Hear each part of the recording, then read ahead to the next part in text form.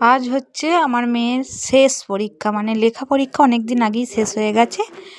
আজ হচ্ছে মানে যেসব টুকিটাকি পরীক্ষা থাকে না, ওই যেমন হাতের কাজ, কম্পিউটার, এইসবের আজকে আমার মেয়ের সব থেকে একদম সব কিছুর মধ্যে পরীক্ষা শেষ হয়ে গেল। আর ও বায়না করেছিল, মা শেষের দিন বিরিয়ানি কিনে নিয়ে যাবে। আমি বলেছিলাম, দেখ বিরিয়ানি কিনতে হবে না, আমি হাতে তৈরি করব, সবাই মিলেই খাওয়া হবে। বললো না, আমি দোকানের খাবো। সবাই মিলে বলতে এখানে আমি, আমার মেয়ে আর আমার হাজব্যান্ড মানে খাই না, মানে হয়তো ঘরে বানালে একটু চেখে দেখতো এইরকম। তো সেই কারণেই বন্ধুরা আমাদের বাড়িতে বিরিয়ানিটা করা হয় না, কারণ বাড়ির কেউ খায় না বিরিয়ানি, রাইস, পোলাও কেউ খায় না। সবাই হচ্ছে ভেতো বাঙালি।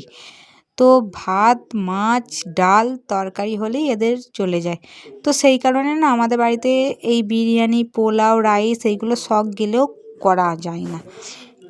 কেন বলো তো, সকালের দিকে সব কিছু রান্নার পর এইসব করতে আর ভালো লাগে না। আর এই শীতে সন্ধেবেলার দিকে রুটি ছাড়া আর অন্য কিছু করতে ভালো লাগে না, তাই হয়েই ওঠে না। তো মেয়ে আর আমি 2 প্লেট নিয়ে চলে এলাম, আর আমিও খাচ্ছি অনেকটা দিনই পরে। আর মানে বারবার তো আর খাওয়া যায় না, বিরিয়ানিটা সবসময় খাওয়া হয়ে ওঠে না। তো আমার খুব ভালো লাগে বিরিয়ানিটা।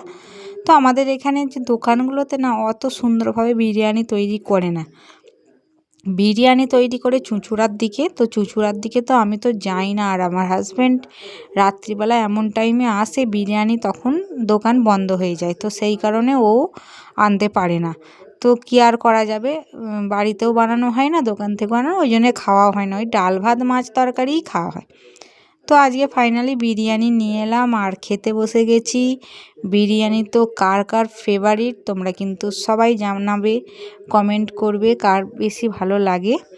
তো বিরিয়ানি পছন্দ নয় এমন মনে হয় পৃথিবীতে নেই, খালি আমার বাড়ির লোকেরাই আছে। মানে বিরিয়ানি কেন, যত রকমের ফাস্টফুড মানে বাইরেকার খাবার আছে, যেমন ধরো চাউমিন, এগ রোল, এইসব আমার শাশুড়ি এইসবগুলো হলে একটু খায়, কিন্তু এই বিরিয়ানি, পোলাও, রাইস এইগুলো একদমই খায় না। যদিও বা পোলাও রাইসটা ভাতের পর একটুখানি পাতে নিয়ে টেস্ট করে, বিরিয়ানিটা তো মোটেই মুখ দেয় না। তো কী আর করা যাবে বলো না, মানে সবাই খেলে একটু বানাতে ভালো লাগে।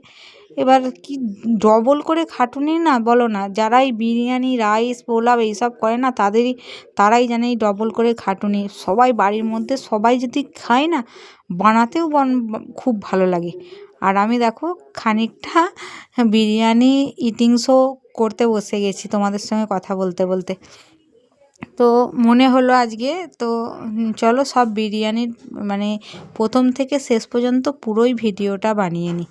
তো আমার মেয়ে বলছে, মা পুরো খাওয়ার ভিডিওটাই বানালে? আমি বলছি হ্যাঁ, বানিয়েই ফেললাম, কিন্তু অন্ধকার মতন ছিল তো সেই কারণে আর ভালো ছবিটা ওঠেনি। আর আমি পিছন দিকে বারবার কেন তাকাচ্ছি বলো তো, চলো দেখিয়ে দিই। পিছন দিকে হচ্ছে ভূতের নাট মানে কার্টুন আমার মেয়ে চালিয়েছে, তো ওইটা দেখতে দেখতে আমি পিছন হয়ে বসে আছি বলে না, ওই জন্য পিছন দিকে বারবার তাকাচ্ছে। আমার মেয়ে তো সামনাসামনি বসে আছে। আর আমার খাওয়া দেখো কমপ্লিট হয়ে গেছে, আর আমার মেয়ে খেয়েছিল। আমার মেয়ে 1 প্লেট পুরোটা খেতে পারিনি, তো খানিকটা রেখে দিয়েছে, আর আমি 1 প্লেটটাই খেয়ে নিয়েছি। মানে এই দোকানগুলোতে মিষ্টির প্যাকেটের মতন করে দেয়, তো এতে তো বেশিটা থাকে না, কিন্তু এক একটা দোকানে যেগুলো সেই সাদা কন্টেনারগুলো দেয় ওইগুলোতে অনেকটা করে, ওটা খেয়ে উঠতে পারা যায় না। যাই হোক, চলো এবার একটু স্প্রাইট খেয়ে নিই বিরিয়ানি খাওয়ার পরে। আর স্প্রাইটটা না আমাদের একবারে ফ্রিজে কেনা থাকে, এতে না ঝাঁঝটা থাকে, কিন্তু ওই যে ঢালার সময় যে ফেনা ফেনা মতনটা হয় সেটা কিন্তু হয় না বন্ধুরা। তো চলো আজকের মতন টাটা। আর আমার সকল ভাইকে জানাই শুক্রবারের জুম্মার অনেক অনেক শুভেচ্ছা। তো আজকের মতো এইটুকুই, টাটা। সবাই ভালো থেকো, সুস্থ থেকো।